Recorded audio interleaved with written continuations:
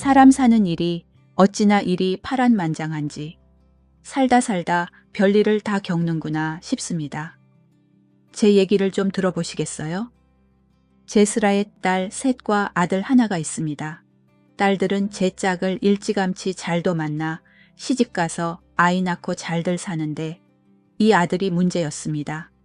하나밖에 없는 귀한 아들인데 30 중반이 코앞인데도 장가갈 생각을 안 하는 것이었어요. 제가 속이 타서 동네 중매쟁이는 다 만나보고 해서 선을 몇 번이나 봤는지 모릅니다. 그런데 번번이 퇴짜를 맞았습니다. 제가 보기에는 제 아들을 봐도 어디 하나 빠지는 구석이 없거든요. 키도 훤칠하고 인물도 서글서글하니 좋고 저 멀리 도시에서 대학을 나온 건 아니어도 지방 전문대 농대를 나와서 떡하니 농업기술원에서 공무원으로 일하고 있습니다. 이만하면 읍내에서는 신랑감으로 최고라고 다들 그랬는데 아가씨들 눈은 다른가 봅니다. 저는 애가 타는데 정작 본인은 속도 없는 사람처럼 맨날 웃고만 다니더라고요. 하루는 제가 답답해서 아들을 불렀습니다. 뭐 좋은 일 있냐고, 좋은 일 있으면 같이 좀 알자고요. 그랬더니 아들이 머리를 긁적이면서 하는 말이 만나는 아가씨가 있다는 것이었습니다. 제 눈이 동그래져서 누구냐, 어디 사는 처자냐, 당장 데리고 오라고 했더니 아직 그럴 때는 아니라고 했습니다. 진지하게 만나고 있으니 조금만 기다려달라는 것이었어요. 그래서 제가 캐물었습니다. 뭐 하는 아가씨냐, 이름은 뭐고 나이는 몇이냐고요. 그랬더니 아들이 마지못해 털어놓는데 읍내 삼거리에 새로 생긴 노래방에서 일하는 아가씨라고 하더군요. 제 심장이 철렁 내려앉았습니다. 노래방이라니요. 혹시 그 남자들 술 따라주고 하는 도우미 같은 것이냐고 소리를 냅다 질렀더니 아들이 손사래를 치면서 그런 건 절대 아니라고 그냥 카운터 보고 서빙하는 아르바이트라고 딱 잘라 말하더군요. 그 말에 겨우 한숨을 돌렸습니다. 그날 이후로 제 아들이 변했습니다. 늘 퇴근하면 집으로 오기 바쁘던 아이가 일이 끝나면 곧장 그 아가씨를 만나러 가는 것이었습니다. 그리고 평생 옷이라곤 작업복 아니면 시장 잠바만 입던 아이가 백화점에 가서 번듯한 옷을 사 입고 구두를 사 신었습니다. 어디 그뿐이게요? 오토바이를 타고 다니던 아이가 번쩍번쩍하는 승용차를 한 대 뽑은 것 아니겠어요? 그 아가씨한테 잘 보이려고 돈을 물 쓰듯 쓰는 걸 보니 제 속이 또 타기 시작했습니다. 저러다 살림을 거덜내는 건 아닌가 싶어서요. 그런데 시집간 딸들이 와서 보더니 그냥 두라고 하더군요. 연애할 때는 남자들이 다 저런다고. 여태 저런 거 한 번 안 해본 게 이상한 거니까 허세 좀 부려도 눈 감아 주라는 것이었습니다. 그래야 장가라도 갈 것 아니냐고요. 그 말도 일리가 있다 싶어서 그래 이번에 아들 장가만 보낼 수 있다면 내 눈 한번 질끈 감자 하고 모른 척 했습니다. 그렇게 한바탕 난리를 피운 지 석 달쯤 지났을까요? 아들이 대뜸 결혼을 하겠다는 것이었습니다. 저는 너무 이른 것 아니냐, 사람을 좀 더 지켜보고 해야 하지 않겠냐고 했더니 아들이 버럭 화를 내더군요. 자기가 사랑해서 결혼하겠다는데 뭐가 이르냐면서 빨리 결혼해서 어머니께 예쁜 손주 안겨드릴 테니 걱정 말고 기다리시라고요. 그 손주 소리에 제가 또 홀딱 넘어가고 말았습니다. 그래 지금 가도 늦었는데 뭘 더 미루겠나. 할 수 있을 때 빨리 하는 게 낫겠다 싶었지요. 그래서 하루 날을 잡아 아들이 그 아가씨를 집에 데리고 왔습니다. 제 딸들도 다들 와 있었지요. 문을 열고 들어오는데 어찌나 참하고 예쁘던지요. 서울 아가씨라 그런지 얼굴도 뽀얗고 조신하니 곱상하게 생겼더군요. 말하는 것도 어찌나 사근사근하고 예의가 바른지요. 부모님은 뭐 하시냐 물으니 아버지는 제법 큰 회사 공장장이고 어머니는 작은 옷가게를 하시다가 지금은 쉬고 계신다고 하더라고요. 이런 지방 소도시까지는 어쩐 일로 왔냐고 물으니 아는 분이 노래방을 새로 열어서 자리 잡을 때까지만 잠깐 도와달라고 해서 내려온 것이라고 했습니다. 그리고 또 제가 짓궂게 물었습니다. 우리 집은 시누이가 셋이나 되는데 요즘 아가씨들 시누이 많은 집은 쳐다도 안 본다던데 괜찮겠냐고요. 그랬더니 그 아가씨가 생긋 웃으며 하는 말이 더 예뻤습니다. 자기는 외동딸로 커서 형제자매 많은 집이 항상 부러웠다고. 이렇게 예쁜 언니 동생이 3명이나 생기는 것 같아서 너무 좋다고 하더군요.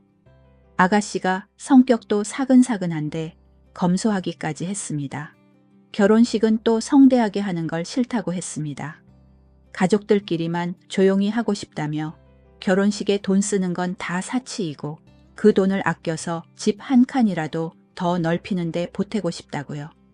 그 말에 제 아들은 입이 귀에 걸려서 우리 혜림 씨가 이렇게 마음도 곱고 알뜰하다고 입에 침이 마르도록 칭찬을 했습니다. 아들이 좋다니 제 마음에도 쏙 들었습니다. 그런데 이상하게 제 딸들은 그 아가씨가 돌아가고 나서 표정이 좋지 않았습니다. 뭔가 내숭인 것 같다. 여우 같은 구석이 있는 것 같다는 둥 쓸데없는 소리를 하더군요. 제가 버럭 화를 냈습니다. 좋은 일 앞두고 재뿌리지 말라고요. 그렇게 한 달 만에 상견례를 하고 바로 식을 올렸습니다. 저는 온 동네 사람들 다 불러서 잔치를 하고 싶었지만 아들과 며느리가 조용히 하고 싶다니 어쩔 수 없었지요. 대신 결혼식이 끝나고 마을회관을 빌려서 동네 어르신들을 다 모시고 큰 잔치를 열었습니다. 둘이 한복을 곱게 차려입고 와서 어르신들께 일일이 인사를 드리는데 다들 며느리 참 잘 얻었다고 참하고 예쁘다고 칭찬이 자자했습니다. 제 어깨가 다 으쓱했지요. 저는 그동안 아들 장가 보낼 때 쓰려고 쌈짓돈 모아둔 것과 땅 판 돈을 전부 털어서 읍내에 새로 지은 20평짜리 아파트를 하나 사주었습니다.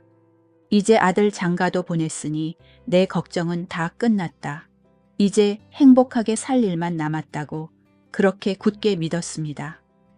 그런데 참 이상했습니다. 결혼하고 초반에 한두 번 집에 오더니 1년이 다 되도록 며느리는커녕 아들 얼굴 보기도 힘들었습니다. 제가 아들한테 전화를 해서 왜 이리 얼굴 보기가 힘드냐. 여기가 뭐 그리 먼 곳도 아니고 차로 30분이면 오는데 한번 들르라고 하면 온다는 말도 없이 그냥 네 하고 끊는 것이었습니다. 아들 목소리가 영 좋지 않았습니다. 불길한 마음으로 그렇게 1년 반쯤 지났을 때 결국 일이 터지고야 말았습니다.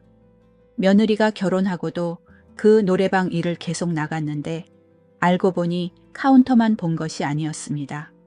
단골 손님들이 오면 방에 들어가서 같이 술을 마시고 노래를 부르는 소위 말하는 도우미 노릇을 했던 모양입니다. 아들이 그 사실을 알고는 당장 그만두라고 내가 버는 돈으로도 충분히 먹고 산다고 했는데도 며느리는 자기 일에 간섭하지 말라며 길길이 날뛰었다고 합니다.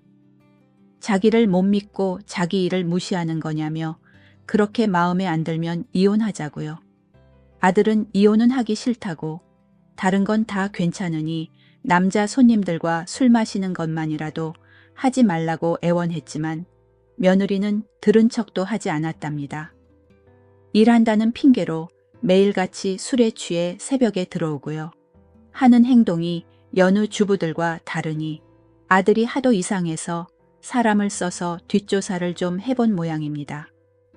그랬더니 일주일에 너댓 번씩 혼자 노래방에 찾아오는 남자가 있었는데 둘이 눈이 맞아서 바람이 났다는 것이었습니다. 아들이 그 남자와 며느리가 함께 있는 현장을 덮쳤는데 며느리는 적반하장으로 소리를 지르더랍니다. 남의 뒷조사나 하고 이게 무슨 짓이냐고 자기는 더 이상 못 살겠으니 당장 이혼하자고 했다더군요. 기가 막힌 아들이 장인 장모에게라도 이 사실을 알려야겠다 싶어서 전화를 했는데 없는 번호라고 나오더랍니다. 초반에 장인 장모에게 몇 번 전화하고 그 후로는 며느리가 엄마 아버지 바쁘니까 전화 안 해도 된다며 굳이 전화를 못하게 했는데 알고 보니 장인 장모라는 사람들, 돈을 주면 부모 행세를 해주는 가짜들이었던 겁니다. 며느리라는 그 여자는 실제로는 부모도 형제도 없었고 이 도시 저 도시를 떠돌면서 숙식을 제공하는 유흥업소 같은 곳에서 일하며 살아온 여자였던 겁니다. 그러다 순진해 보이는 제 아들을 하나 제대로 잡아서 팔자를 고쳐보려고 작정하고 사기를 친 것이었습니다. 그 소식을 듣고 제가 그대로 쓰러져서 며칠을 알아누웠습니다. 제가 알아누워 있으니 제 독한 딸 셋이 가만히 있었겠습니까? 당장 아들을 데려다가 정신 똑바로 차리라고 호통을 치고 그 며느리와 바람난 남자를 찾아내서 유부녀와 간통했다고 회사에 알리고 소송을 걸었습니다. 그리고 며느리에게는 혼인 무효 소송의 사기 결혼으로 인한 위자료 청구 소송까지 일사천리로 진행하더군요. 저는 제 순진한 아들을 등쳐먹은 그 여자가 너무 괘씸해서 잠이 오지 않았습니다. 이러다 제가 화병으로 죽겠다 싶어서 몸을 일으켜 며느리가 일한다는 노래방으로 쳐들어갔습니다.